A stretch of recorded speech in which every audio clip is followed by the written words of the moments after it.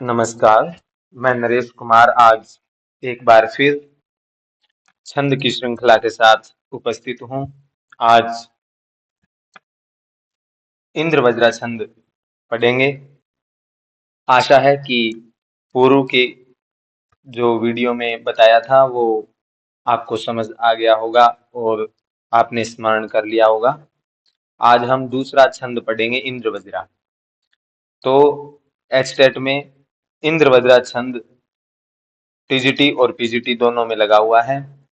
तो देखते हैं इंद्र वज्रा छंद।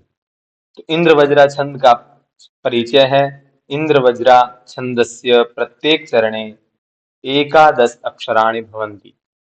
चतुर्षु चरणेषु संपूर्ण 11 गुणा में 4 44 अक्षर होते हैं। ठीक है, भवन अक्षराणि भवन्ति अर्थात इंद्र वज्रा छंद के प्रत्येक चरण में 11 अक्षर होते हैं। ठीक है, और चारों चरणों में कुल चरण कितने होते हैं? 4। चारों चरणों में 11 गुणा में 4 करेंगे तो 44 अक्षर होंगे। ठीक है, तो ये इसका सामान्य परिचय हुआ। और इसका लक्षण है, वृत्त रत्नाकर के अनुसार ये लक्षण है। स्यादिंद्र वज्रा यदि तौ जगौ गः, यानी स्याद इंद्र, स्याद मतलब होता है इंद्र वज्रा, इंद्र वज्रा छंद यदि उसमें क्या हो, तौ अर्थात दो तगण, जगण और दो गुरु। ठीक है, तो इस प्रकार से इसमें 11 अक्षर होते हैं। तीन तो कल कल मैंने बताया था कि इसमें एक एक सूत्र बताया था। य माता राज भान सलगा, भान सलगा। ठीक है, इस सूत्र के अनुसार क्या होता है, इनके चारों चरणों को हम घटाएंगे। ठीक है, तो कल मैंने बताया था कि इसके हमने मात्रा लगानी है। तो जैसे ह्रस्व दीर्घ दीर्घ दीर्घ ह्रस्व दीर्घ ह्रस्व ह्रस्व ह्रस्व और दीर्घ। ठीक है, तो इसके बाद हम इसके अंदर देखेंगे तऊ अर्थात दो तगण। तो दो तगण, तगण में क्या होता है, तो ये तीन अक्षर, हम एक गण में तीन अक्षर होते हैं। ठीक है, तो दो बार देखेंगे। और उसके बाद जगण, जगण यहाँ से और यहाँ तक बनेगा। और फिर गुरु दो। ठीक है, तो गुरु का मतलब ये चिन्ह। ठीक है, कुल 11 अक्षर होंगे।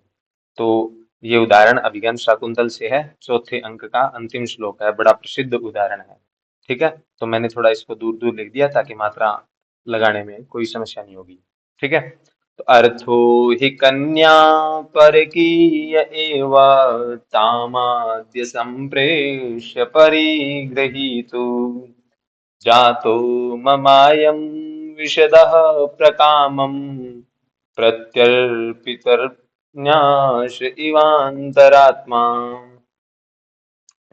तो इस श्लोक में क्या है कि चारों चरणों में 11-11 अक्षर हैं। तो देखेंगे, सबसे पहले तगण होने चाहिए, यानी दो तगण होने चाहिए। तो तगण में दीर्घ दीर्घ ह्रस्व मात्रा होगी, तो सबसे पहले दीर्घ होनी चाहिए। ठीक है, तो आगे संयोगाक्षर आ रहा है, तो ये संयोगाक्षर इसके साथ मिल जाएगी, ये दीर्घ हो जाएगा।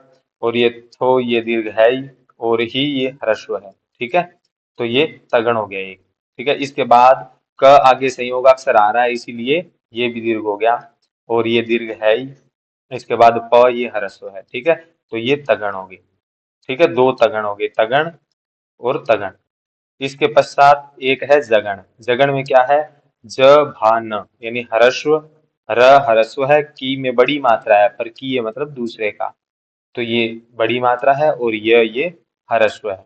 ठीक है, इसके बाद क्या है, दो दो तगण के बाद एक जगण, इसके बाद दो गुरु होने चाहिए। तो ए है ना, ये दीर्घ होता है, ए अ और ई का मेल होता है ए, तो ये दीर्घ हुआ।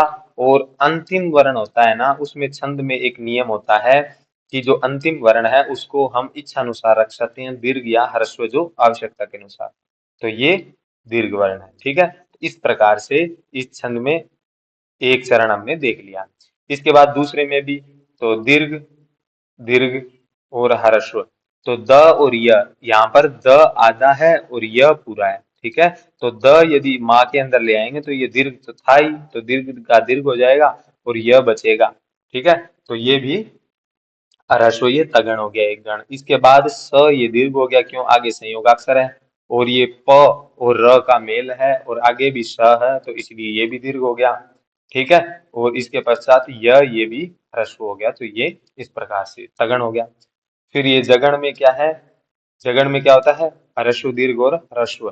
तो यहाँ पर प ह्रस्व और ये री है ना, ये री है, ये आगे ग और र का संयोग अक्षर है, इसीलिए ये भी दीर्घ हो गया और ग ह्रस्व है। ही और ये दोनों दीर्घ है, ठीक है। तो इस प्रकार से ये दो गुरु हो गए और जगण हो गए। तो इससे ये सिद्ध होता है कि ये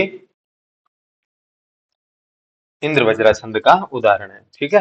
तो इसे आप याद कर लेंगे, परीक्षाओं में ज्यादातर ये ही पूछा जाता है कि इसमें कौन सा छंद है, ठीक है।